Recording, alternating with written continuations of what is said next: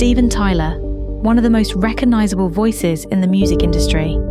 As the frontman of Aerosmith, he helped shape the sound of American rock and roll, building a career that spanned decades, earning global recognition.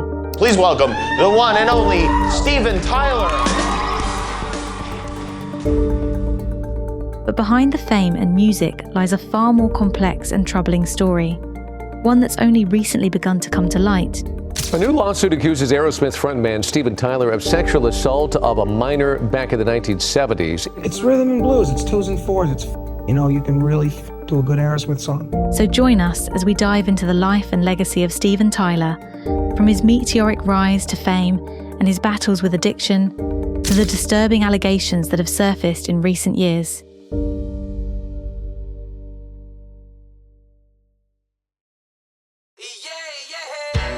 Steven Victor Tallarico, better known to the world as Steven Tyler, was born on March 26, 1948, in New York.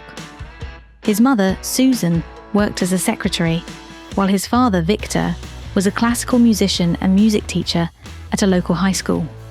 Raised in Yonkers, Steven's early life resembled that of many typical Americans, except for one key difference: a deep-rooted passion for music.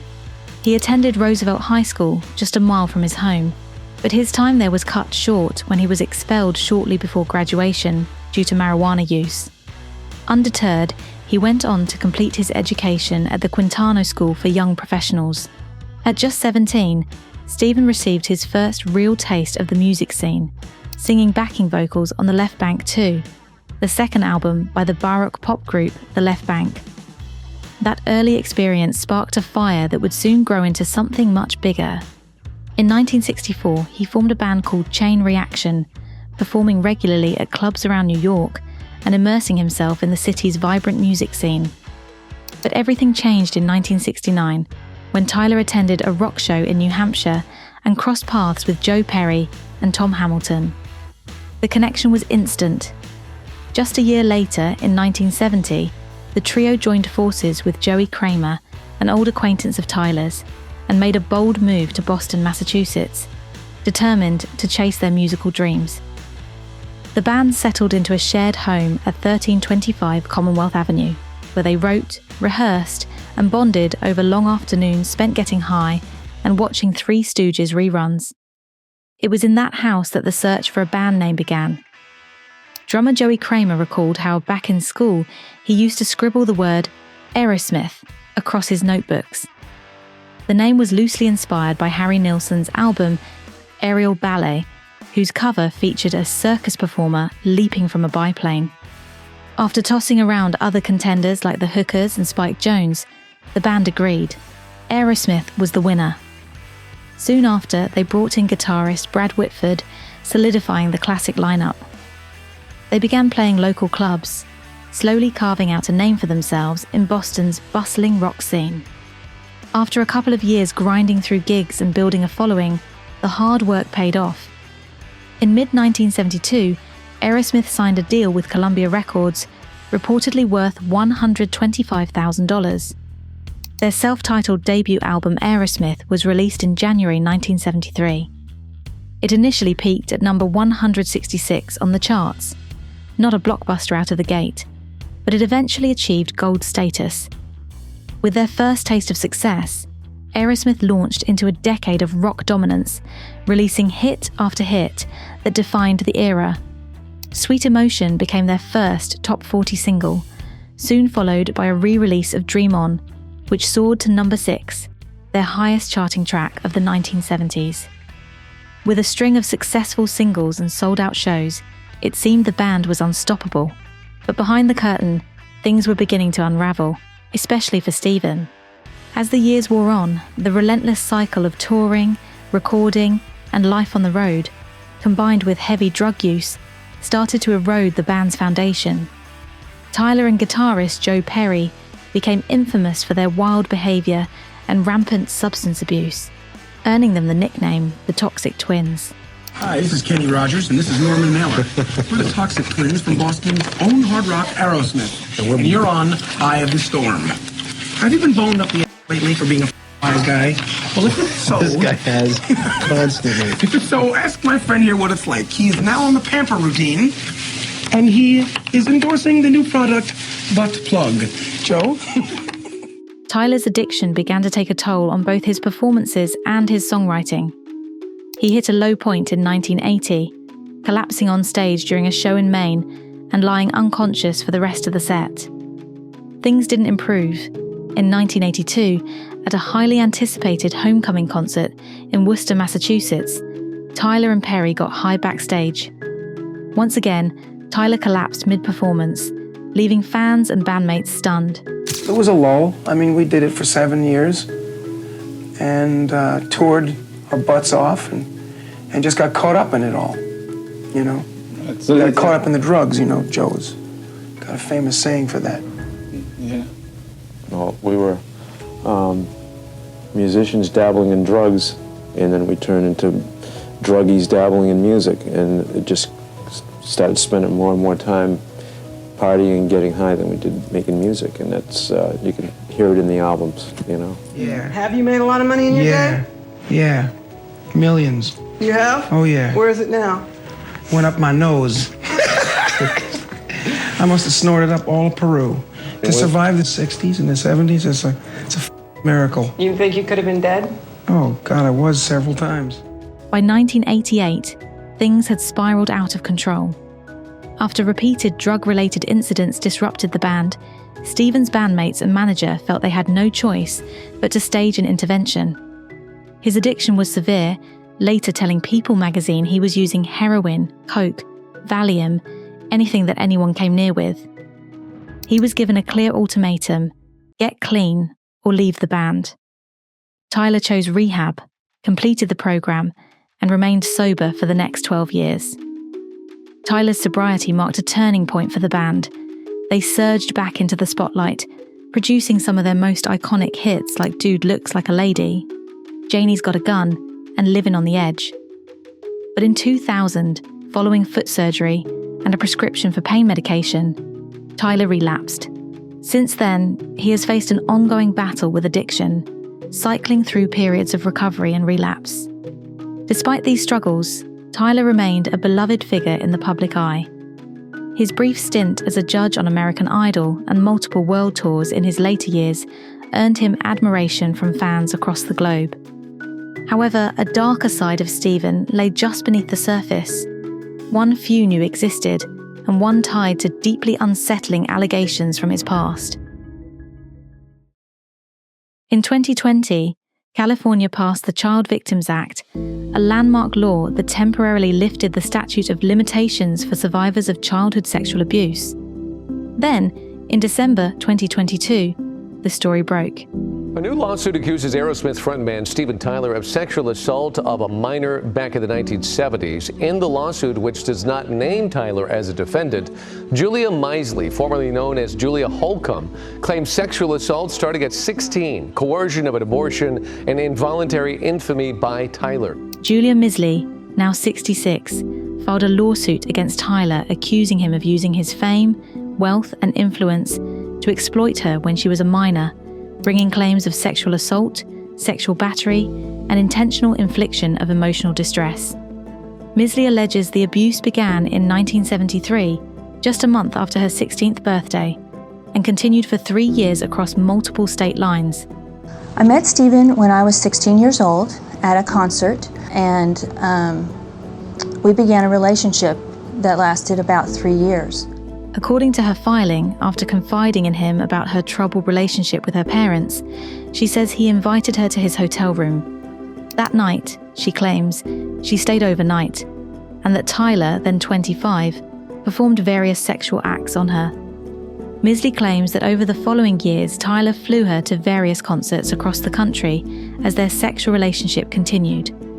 According to the lawsuit, in 1974, Tyler persuaded Misley's parents to grant him legal guardianship, an arrangement she alleges was intended to make it easier for him to travel with her and to shield himself from potential criminal charges. I was underage, and he became my legal guardian. I lived with him in Boston, and I traveled with him on tour. And I thought he was about the best thing that had ever happened to me. I I idolized him. Misley also alleges that in 1975, she became pregnant by Stephen.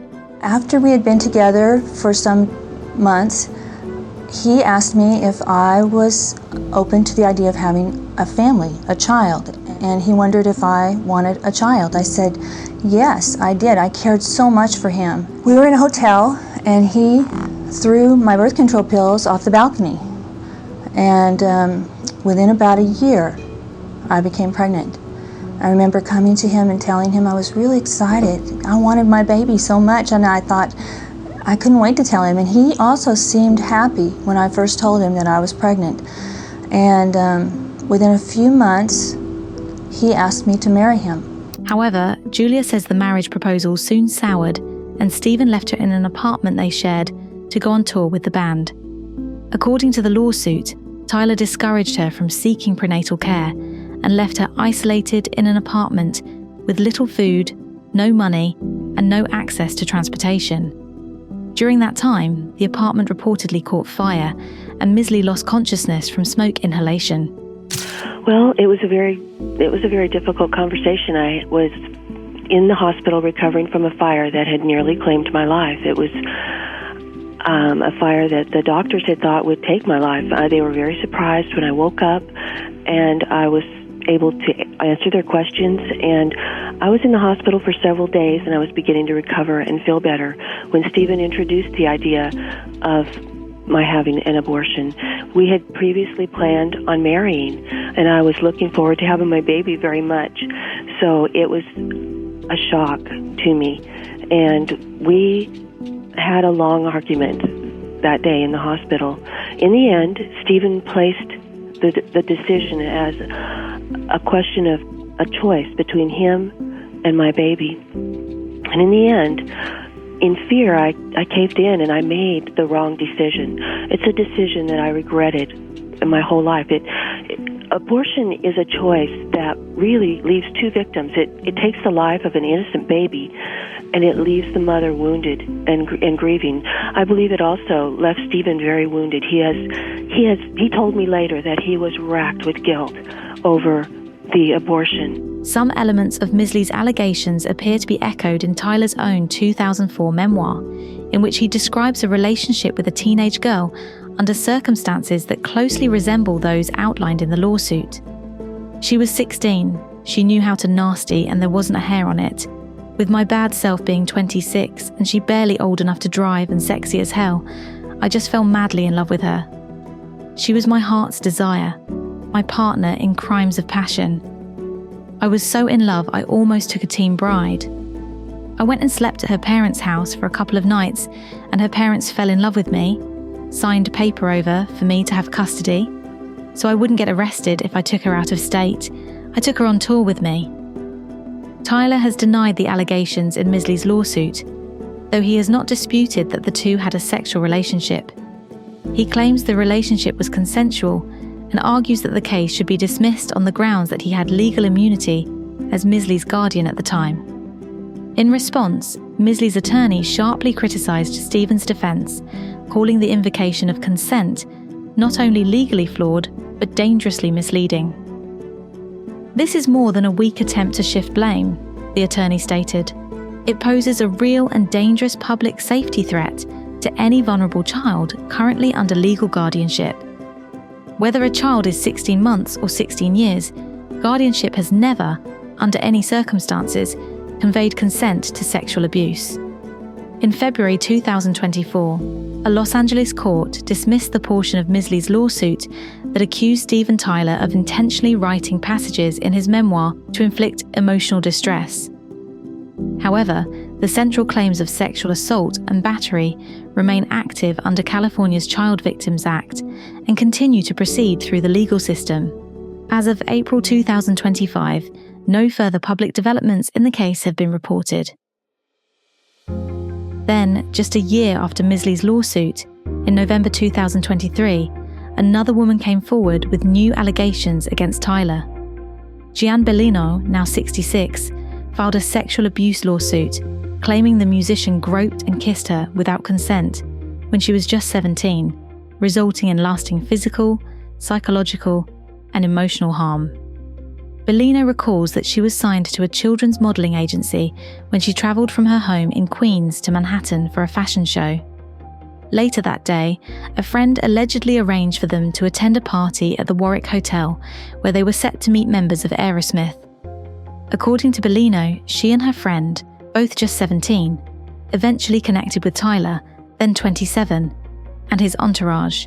The group then walked together down 6th Avenue. As they walked, Bellino commented about a song lyric to Tyler, the complaint says. Tyler became visibly irritated by the question and then suddenly grabbed Bellino by the hand and forced her into a phone booth. The complaint alleges that Tyler stuck his tongue down her throat while holding her captive in the booth and put his hands upon her body, her breasts, her buttocks and her genitals, moving and removing clothing and pinning her against the wall of the phone booth. She claims the incident was her first sexual experience. Bellino says she tried to fight back against the much stronger Tyler, despite weighing just 115 pounds. She eventually managed to free her right arm, grabbed the back of his head, pulled his hair, and raised her knee in self-defense.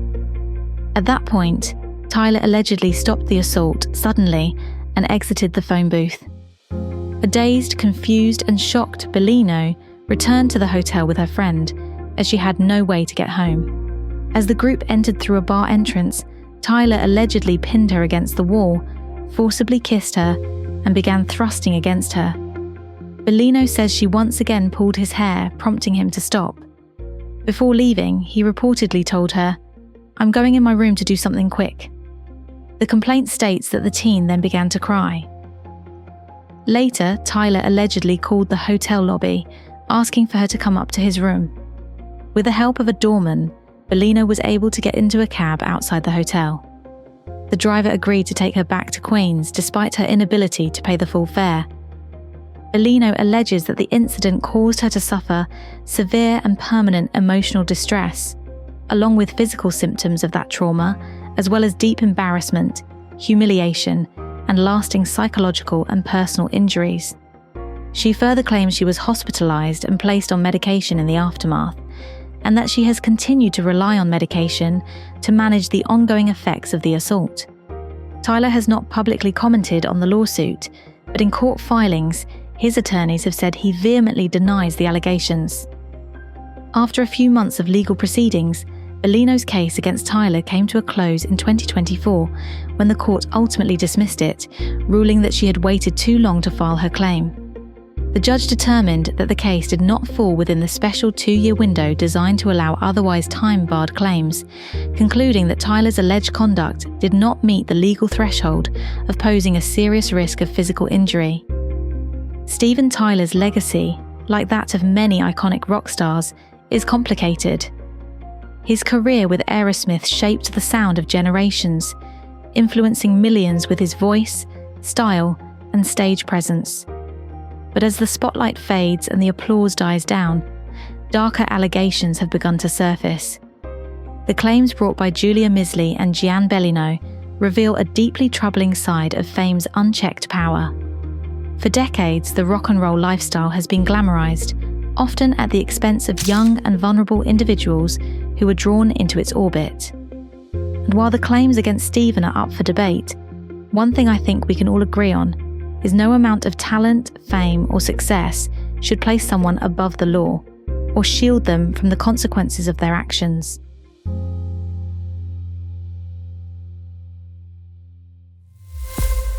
If you enjoyed this video, please like, subscribe, and share it around. It really helps the channel. And in the comments section, let us know, now that you know some of these claims against Steven Tyler exist, how do you feel about his legacy?